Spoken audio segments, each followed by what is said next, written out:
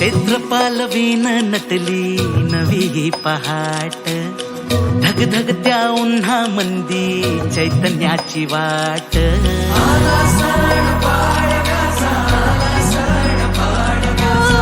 फुलांची ती माळ सजली रांगोळीचा थाट, वसंताचा वारा भिनला आनंदाची लाट.